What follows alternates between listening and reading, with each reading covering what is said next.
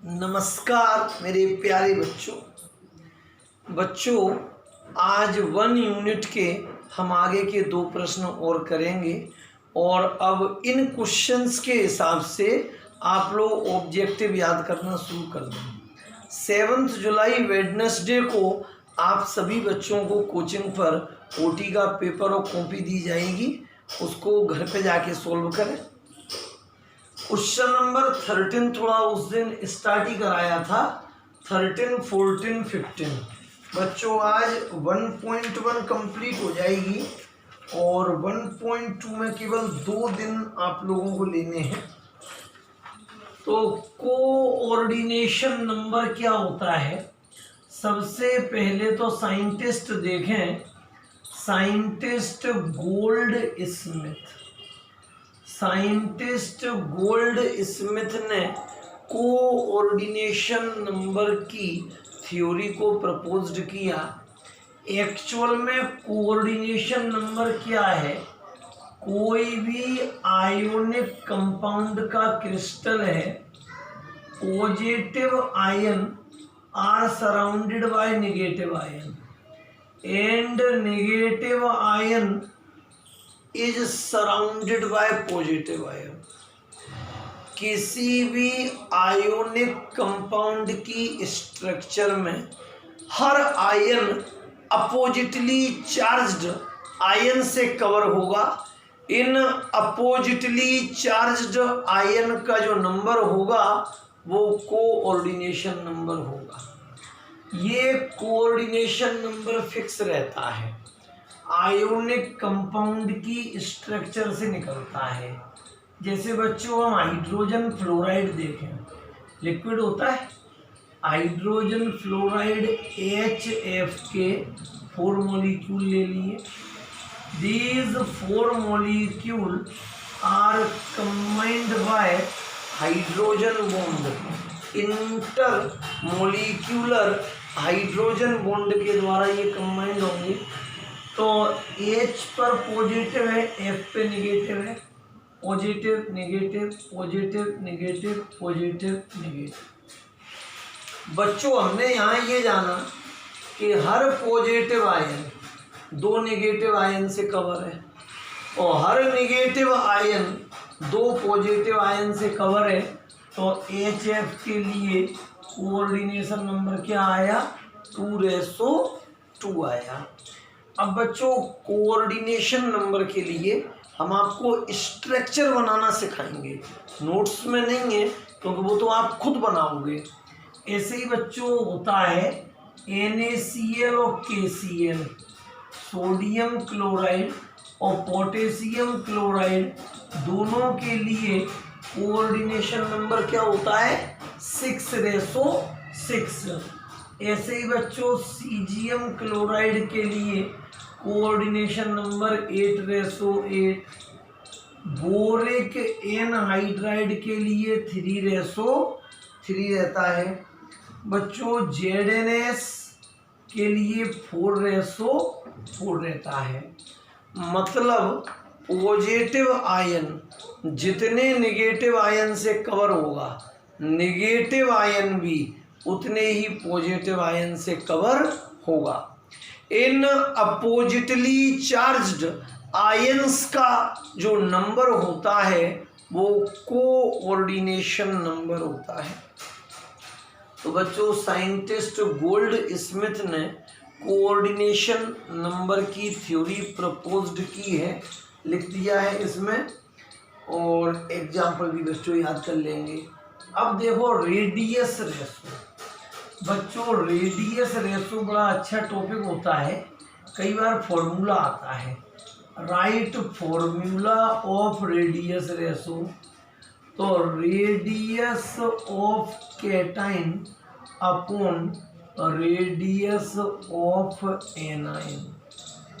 किसी भी ionic compound में कैटाइन की रेडियस और एनाइन की रेडियस का जो रेशो होगा वो होगा radius ratio.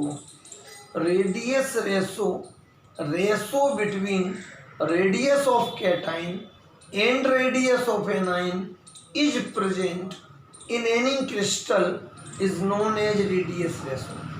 With the help of radius ratio, coordination number and structure of ionic compound are determined. Radius ratio affect the value of coordination number. Highly value of radius ratio will be responsible for the greater value of coordination number. जितना ज़्यादा radius ratio होगा coordination number उतना ज़्यादा होगा। बच्चों formula देखें, file खोल लो अब। Radius ratio is equal to radius of cation upon radius of anion. बच्चों आपको कुछ नहीं करना, इतनी सुपर बुकों से नोट्स तैयार हुए हैं, हमें तो खुद विश्वास नहीं हो रहा कि इतना अच्छा काम हो गया है। केवल पढ़ो याद करो, पढ़ो याद करो। तो बच्चों रेडियस रेशो का formula radius of cation upon radius of A9. अब बच्चों इधर दी गई है लिमिट, ये फिक्स होता है 0.0 से 1.0 रेडियस रेशो है। अगर हम न्यूमेरिकल सॉल्व करें और रेडियस रेशो 0.00 से 0.155 आया तो कोऑर्डिनेशन नंबर 2:2 और 2:2 तो स्ट्रक्चर लीनियर HF एग्जाम्पल। बच्चों इस टेबल से जरूर ओटी मिलेगा। रेडियस रेशो देंगे, कोऑर्डिनेशन नंबर और स्ट्रक्चर मांग सकते हैं, या कोऑर्डिनेशन नंबर देकर वो रेडियस रेशो मांग सकते हैं। अगर रेडियस रेशो 0.155 से 0.225 है तो coordination number 3 structure trigonal planar B2O3 boric anhydride. किसका फॉर्मूला है बच्चों? Boric anhydride. अगर रेडियस रेशो 0.225 से 0.414 है, coordination number 4 geometry tetrahedral example zinc sulphide cuprous chloride. अब कोई बच्चे ने न्यूमेरिकल सॉल्व किया उसका रेडियस रेशो 0.225 आया तो हाईएस्ट वैल्यू लेंगे कि लोएस्ट? इनिशियल वैल्यू लेते क्योंकि ये +-1 चेंज हो सकता है। तो अगर 0.225 है तो कोऑर्डिनेशन नंबर क्या होगा? 4। अगर रेडियस रेशो 0.414 से 0.732 है तो बच्चों कोऑर्डिनेशन नंबर क्या होगा? 6:6। और जियोमेट्री क्या होगी बच्चों? Octahedral example sodium chloride, potassium chloride. इन सभी कंपाउंड की स्ट्रक्चर आप लोगों को स्वयं बनानी होगी, वीडियो के जरिए सिखाया जाएगा। और लास्ट वैल्यू रेडियस रेशो 0.732 से अगर 1.00, this is the maximum limit of radius ratio, then coordination number is 8:8 and the structure of compound is cubic and the example of this platform is cesium chloride and ammonium bromide।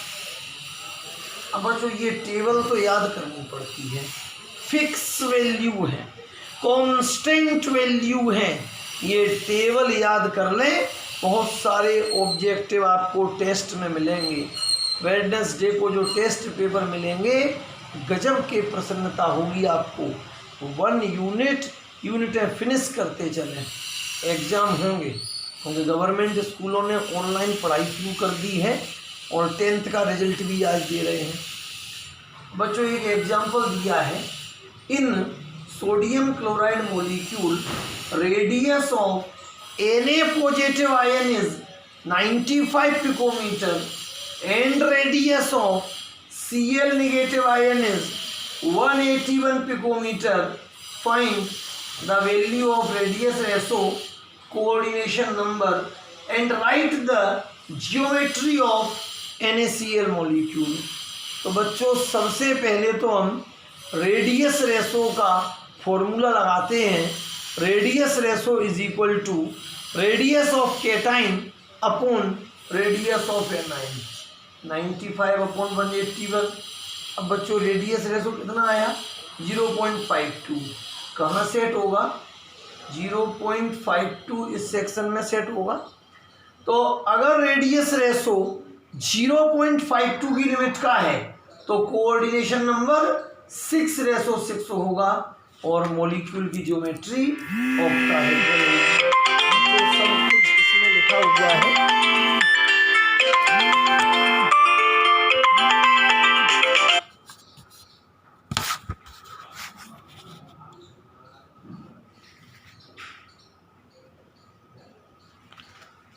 बच्चों अब सब कुछ इसमें है। थोड़ा सा phone आ गया था, आज साइलेंट नहीं कर पाए थे। Right short note on stoichiometric defect 1.1 का last question. Right short note on stoichiometric defect. ये बच्चों आप लोगों को याद है, शॉर्ट की डिफेक्ट और फ्रेंकेल डिफेक्ट को कलेक्टिवली कंबाइंडली स्टोइकियोमेट्रिक कहते हैं। बच्चों एक नॉन स्टोइकियोमेट्रिक डिफेक्ट आएगा 1.2 में। अभी हम केवल स्टोइकियोमेट्रिक पे बात करें तो स्टोइकियोमेट्रिक क्या होगा, इस कमरे में 8 बलून्स रेड कलर के हैं और 8 बलून्स 7 कलर के, 8 बलून्स वाइट कलर के हैं। ध्यान सुनना, 8 बलून रेड कलर के हैं, 8 बलून वाइट कलर के हैं। एक रेड उठाया, रेड को पॉजिटिव आयन मान लो, वाइट को नेगेटिव आयन मान लो। एक रेड उठाया, एक वाइट उठाया, कमरे के बाहर फेंक दिया। How many number of balloons 7:7। एक और रेड उठाया, एक और वाइट उठाया, बाहर फेंक दिया 6:6। बच्चों हम देख रहे हैं number of cation is equal to number of anion. Positive ion का नंबर निगेटिव आयन के नंबर के इक्वलाइज है। इसे बोलते हैं स्टोइकियोमेट्रिक डिफेक्ट। ये एग्जाम्पल था बच्चों शॉर्ट की डिफेक्ट का। किसका था? शॉर्ट की। अब फ्रेंकेल में क्या करें, 8 बलून्स हैं, 8 बलून्स रेड कलर के हैं बच्चों, 8 बलून्स वाइट कलर के हैं। रेड को पॉजिटिव माना, एक पॉजिटिव उठाया और कमरे में ही इंटरस्टेशियल रीजन में रख दिया। ना केटाइन का नंबर बदला, ना एनाइन का नंबर बदला। Before defect the ratio between cation and anion is 8:8 and after defect the ratio between cation and anion is 8:8। तो शॉर्ट की डिफेक्ट में बच्चों क्या था, आयंस के नंबर में डिक्रीजमेंट हो रहा था और साथ साथ हो रहा था। तो केटाइन का नंबर एनाइन के नंबर के इक्वलाइज था। जैसे पहले 8:8 था, एक एक चले गए तो 7 बचा, एक एक और चले गए तो 6 बचा, एक एक और चले गए तो 5 बचा, एक एक और चले गए बच्चों तो 4 बचा। फ्रेंकेल में before defect 8:8 and after defect 8:8। तो किसी भी आयोनिक क्रिस्टल में केटाइन और एनाइन के नंबर में सिमिलरिटी होती है, चाहे डिफेक्ट के पहले की बात करें चाहे डिफेक्ट के बाद की बात करें। केटाइन का नंबर एनाइन के नंबर के इक्वल होता है। इसी सिमिलरिटी, इसी इक्वलिटी को बच्चों कहते हैं stoichiometric defect. These defects are classified in 2 categories. One is Schottky defect and other is Frenkel defect। बच्चों 1.1 पूरी हो गई है। अब कल से हम 1.2 लेंगे और एक दिन का काम, 2 मंडे और ट्यूसडे 2 वीडियो में ये कंप्लीट हो जाएगी। आप लोग बच्चों ऑब्जेक्टिव पर ध्यान दें, ऑब्जेक्टिव याद करना स्टार्ट कर दें। कुछ टॉपिक थोड़े से अलग हैं और पेपर जो मिलेंगे उन्हें भी जैसे यूनिट 1 के पेपर मिले तो 1 यूनिट वाला जो कवर दिया है उसमें रखें, अच्छे लेवल पर पढ़ें।